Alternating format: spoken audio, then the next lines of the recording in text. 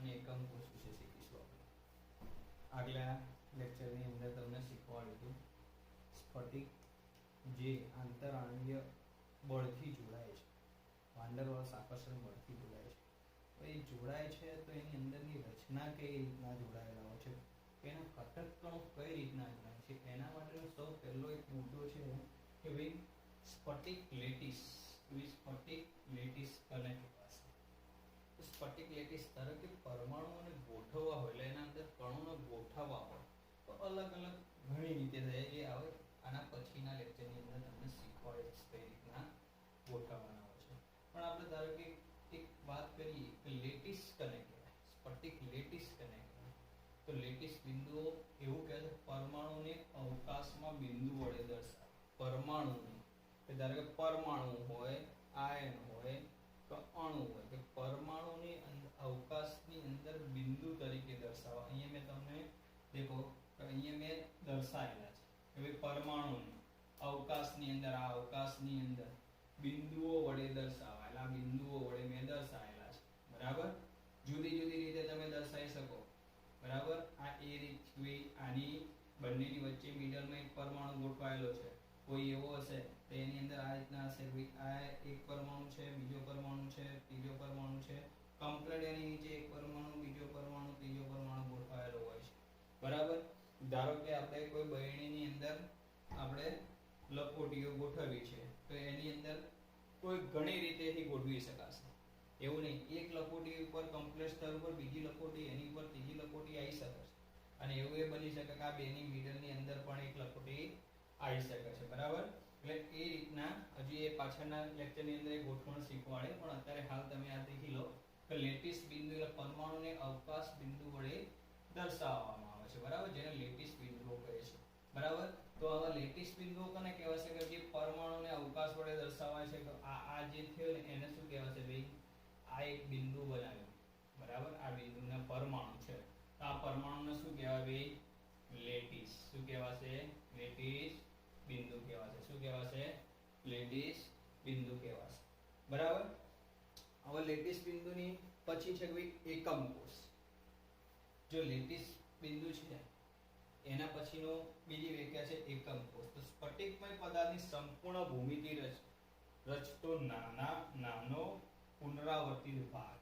સમજો કે સ્ફટિકમય પદાર્થની સંપૂર્ણ ભૂમિતિ રજૂ કરતો નાનો ભૌમિતિક પુનરાવર્તિત કરતો ભૌમિતિક ભાગ, નાનો કીધો છે સ્ફટિકની અંદર। ધારો કે દેખો તમને હું આ બતાવું છું કે ધારો કે આ આપણી જોડે લેટિસના બિંદુઓ દર્શાવેલા હતા કે એની અંદર એકમ કોષ કોને કહેવાશે? તો એકમ કોષ એટલે દેખજો તમે આ રીતના જોડેલો છે મેં,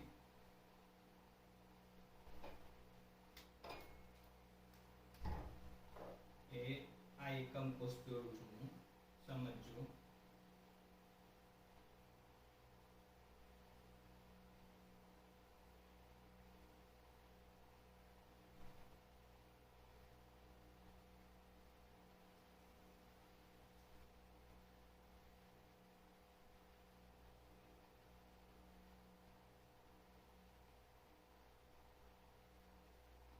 આ શું થયું કે આ સ્ફટિક પદાર્થની સંપૂર્ણ ભૂમિતિ રજૂ કરતો, સંપૂર્ણ ભૂમિતિ એટલે જેને આપણે શું કર્યું?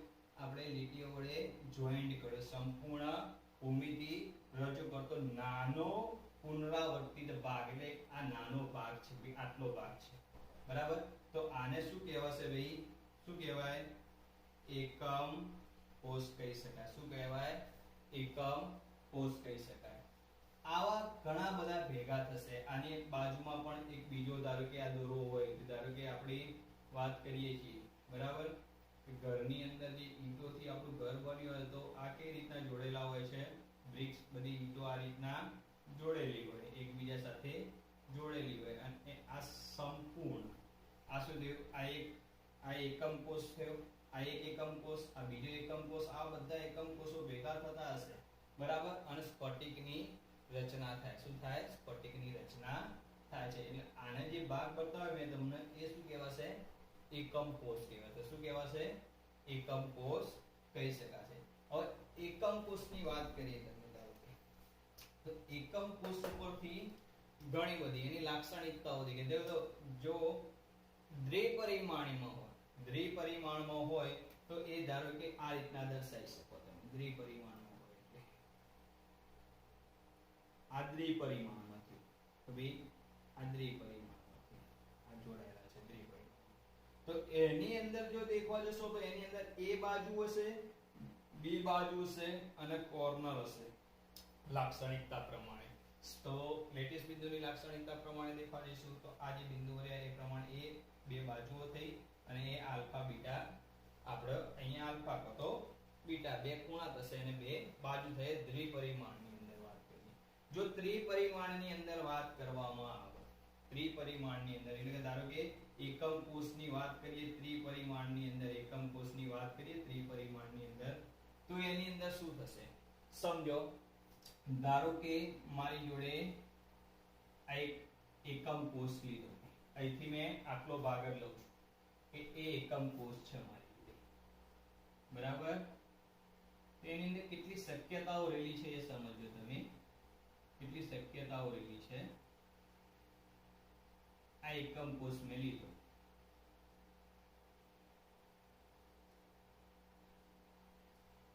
આ એકમ કોષ લીધો આની લાક્ષણિકતાઓને આધારે કેટલી શક્યતાઓ રહેલી છે સમજો એની બાજુઓ હોય અહીં એ બાજુ હોય આ બી બાજુ હોય અને આ સી બાજુ બરાબર એના કોર્નર પણ હોય એટલે કે ખૂણા પણ હોય ધારો કે આ લઈએ આપણે આલ્ફા ખૂણો લઈએ આ લઈએ બીટા કોણ લઈએ અને આ લઈએ ગેમા ખૂણો લઈએ બરાબર તો એના આધારે આપણને 14 જુદા જુદા એકમ કોષનું વિભાજન થશે ધારો કે કોઈ એવો હશે કે જેની બાજુ a = b = c પણ હોઈ શકે અમુક એવા પણ હશે a ≠ b = c પણ હોઈ શકે એવા હશે a ≠ b ≠ c આવું પણ હશે બરાબર અને બીજા નંબરની અંદર એના પ્રમાણે ખૂણા પણ હશે કે આલ્ફા = બીટા = ગેમા = 90 હોઈ શકે 120 હોઈ શકે એવા 14 હશે કેટલા બનશે ટોટલ આપણી જોડે 14 એકમોનું વિભાજન થશે એ આના પછીના લેક્ચરની અંદર તમને કમ્પ્લીટ એની વસ્તુ માહિતી આપીશ તમને બરાબર એટલે આ જે થયો ને એકમ કોષનું વિભાજન થઈ શકે છે તો એની લાક્ષણિકતાઓને આધારે એના બાજુઓને આધારે થાય છે પહેલી વસ્તુ એની બાજુઓને આધારે અને એના ખૂણાઓને આધારે એના અલગ અલગ ભાગ પડશે બાજુઓને આધારે અને ખૂણાને દ્વિપરિમાણની અંદર વાત કરી હતી મેં તો શું થતું હતું એની અંદર ધારો કે દ્વિપરિમાણની અંદર આ જ વસ્તુ બનશે કે ભાઈ a અને b બે બાજુઓ જશે અને બે ખૂણાઓ જશે એક આ ખૂણો બનશે અને એક આ ખૂણો બનશે બે જ બનશે બરાબર આની અંદર શું થશે બે ત્રિપરિમાણની અંદર ત્રણ થશે કેવા થશે ત્રણ થશે ત્રણ બાજુ અને ત્રણ ખૂણા એટલે જુદી જુદી ભાતો મળશે એ પછી આપણે શીખીશું અત્યારે હાલ એકમ કોષનું વિભાજન શીખીએ એકમ કોષનું વિભાજન તો આમ તો વિચારવા જઈએ તો એકમ કોષનું વિભાજન કુલ 4 પ્રકારે થઈ શકે છે આમાં આપણે બે ની વાત કરીએ આદિમ એકમ કોષ અને કેન્દ્રિત એકમ કોષ આ બે છે આદિમ એકમ કોષ અને કેન્દ્રિત એકમ કોષ અને એના ઉપરથી કેન્દ્રિતના પાછળ 3 અલગ અલગ પાર્ટ પડે છે એ અત્યારે હાલ આપણે શીખીએ છીએ આદિમ એકમ કોષ ચલો તો આદિમ એકમ કોષ કોને કહી શકાશે તો ધારો કે કોઈ સ્ફટિક છે કોઈ એકમ કોષ છે કોઈ સ્ફટિક છે કે એના જે ખૂણાઓ ઉપર ઘટક કણો આવેલા હોય ખાલી ખૂણાઓ ઉપર બીજે કોઈ નહીં ખૂણાઓ ઉપર ઘટક કણો આવેલા હોય એને આદિમ એકમ કોષ કહી શકાય ધારો કે મારી જોડે આ એક છે ભાઈ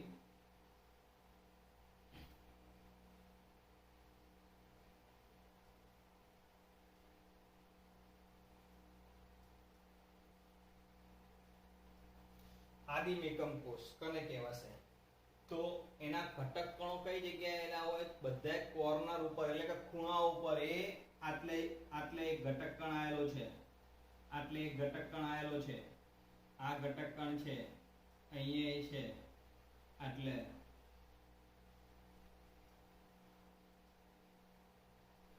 આ જે કોષ બન્યો આ એકમ કોષ બન્યો આ કયો એકમ કોષ બન્યો કહેવાય આદિમ એકમ કોષ બન્યો કહેવાય શું કહેવાય?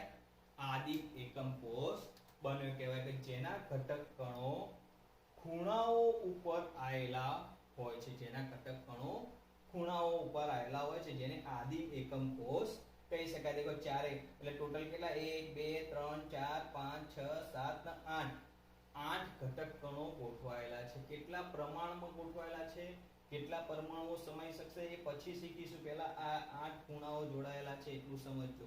8 ઘટક કણો જોડાયેલા છે. કેટલા પ્રમાણમાં જોડાયેલા છે પછી શીખીએ છીએ. પાછળ ગણતરી શીખવાડીશું કે કેટલા પ્રમાણમાં કેટલો પરમાણુ જોડાઈ શક્યો હોય, કેટલો અણુ જોડાઈ શક્યો હોય અંદર. બરાબર. કેન્દ્રિત એકમ કોષ. તો કેન્દ્રિત એકમ કોષ એટલે શું? તો પરમાણુની અંદર, બરાબર, એકમ કોષની અંદર જે ઘટક કણો ખૂણાઓ ઉપરાંત પણ વધારાના પરમાણુ, અણુ કે આયન જોડાયેલા હોય, બરાબર, તો એને કેન્દ્રિત એકમ કોષ કહી શકે છે. એના ત્રણ પ્રકાર પડશે. એક છે અંતઃકેન્દ્રિત એકમ કોષ. અંતઃકેન્દ્રિત એકમ કોષની વાત કરીએ આપણે, બરાબર, તો એની અંદર શું થશે કે ચાર ખૂણાઓ ઉપરાંત એક અંદર પણ પરમાણુ આવેલો હોય, એક અંદર ઘટક કણ પરમાણુ આવેલો હોય. ધારો કે આ દેખીએ કે આની વાત કરીએ,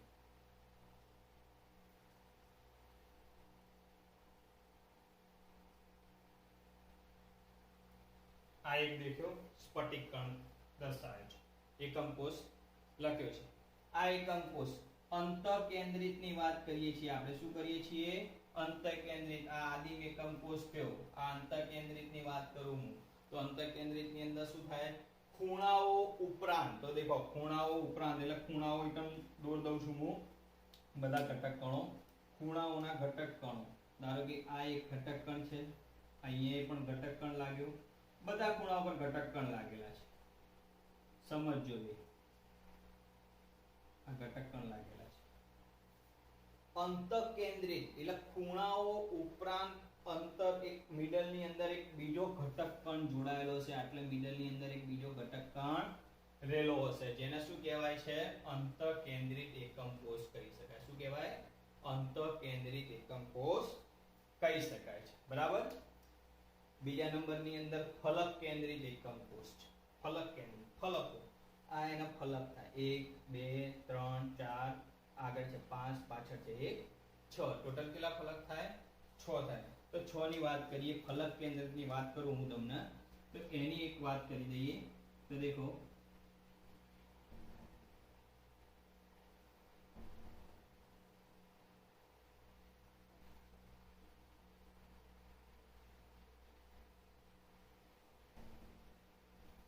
ફલક કેન્દ્રિત ની વ્યાખ્યા કઈ રીતના થશે? ખૂણાઓ ઉપરના ઘટક કણો. ધારો કે આ ખૂણાઓના ઘટક કણો, બરાબર,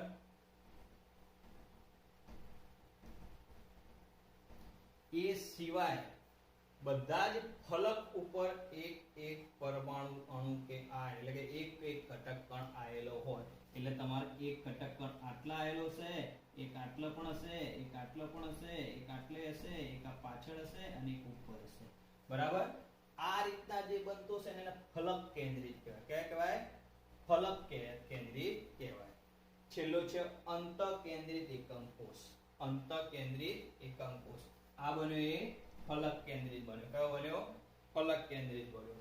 અંતઃકેન્દ્રિત ની વાત કરીએ તો શું થશે દેખજો.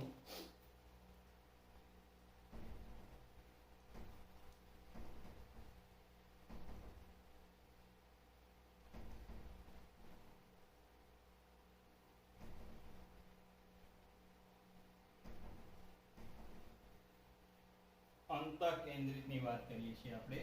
અંતઃકેન્દ્રિત ની વાત કરીએ આપણે તો અંતઃકેન્દ્રિત ની અંદર શું થશે કે ભાઈ ખૂણાઓ પર તો બધા જ ઘટક કણો આવેલા જ છે. ટોટલ આપણે 8 દર્શાવી દીધા. બરાબર. એ સિવાય અંતઃકેન્દ્રિત ની વાત છે એટલે સામસામેના ફલક ઉપર એક ઘટક કણ આવેલો હોય. તો અહીંયા ઉપર હોય એક ઘટક કણ, તો એની કમ્પેરિઝનમાં અહીંયા નીચે પણ એક ઘટક કણ આવેલો હોય જેને અંતઃકેન્દ્રિત એકમ કોષ કહી શકાય. અંતઃકેન્દ્રિત એકમ કોષ કહી શકાય. બરાબર. એટલે મિત્રો આ ખબર પડી વસ્તુની કે તમને સૌ પહેલા મેં તમને સ્ફટિક લેટિસની અંદર લેટિસ બિંદુ કને કહેવાય એ સમજાયું અને એકમ કોષ કને કહેવાય એ સમજાયું. ફરીથી એક ફેર દેખી લો. લેટિસ બિંદુ એટલે કે પરમાણુની અંદર, ધારો કે પરમાણુ છે અવકાશની અંદર જે ગોઠવણ કરી એને લેટિસ બિંદુઓ કહી શકાય. અને ગમે ગોઠવણો અલગ અલગ રીતે થતી હોય છે. બરાબર. એકમ કોષ કને કહી શકાય? તો સ્ફટિકમય પદાર્થની સંપૂર્ણ ભૂમિતિ રજૂ કરતો નાનો પુનરાવર્તિત ભાગ. એટલે આ એક નાનો પુનરાવર્તિત ભાગ કીધો તમને કે આ ભાગ છે. બરાબર. આ એક ભાગ છે. બરાબર. અને નાનો આ એક ભાગ છે, એવો ને બીજો બને, ત્રીજો બને અને એક એકમ કોષ કહી શકાય છે. બરાબર. અને એકમ કોષ ઉપરથી આપણને આ રીતના મેં તમને સમજાવ્યું. એક દ્વિપરિમાણીય કને કહેવાશે, ત્રિપરિમાણીય કને કહેવાશે. ત્રિપરિમાણીયમાં પાછા 14 આવશે અલગ અલગ એકમ કોષ. 14 એ પછી તમને સમજાવું પાછળના લેક્ચરની અંદર. આ રીતના એની આવશે. બરાબર. આ એકમ કોષના વિભાજનની વાત કરીએ તો પેલો તો છે સાદિમ એકમ કોષ છે, કેન્દ્રિત એકમ કોષ છે. આદિમ એકમ કોષ અને કેન્દ્રિત એકમ કોષ. એની અંદર ખૂણાઓની વાત કરી, અંતઃકેન્દ્રિત, ફલક કેન્દ્રિત અને અંતઃકેન્દ્રિત. આટલી વાત થઈ. બરાબર. એની અંદર શું છે? ખૂણા ઉપર આવેલા હોય છે. આ છે મિડલમાં આવેલા હોય છે, આ ફલક ઉપર આવેલા છે, ઉપર અને નીચેના ફલક ઉપર આવેલા હોય છે. બરાબર.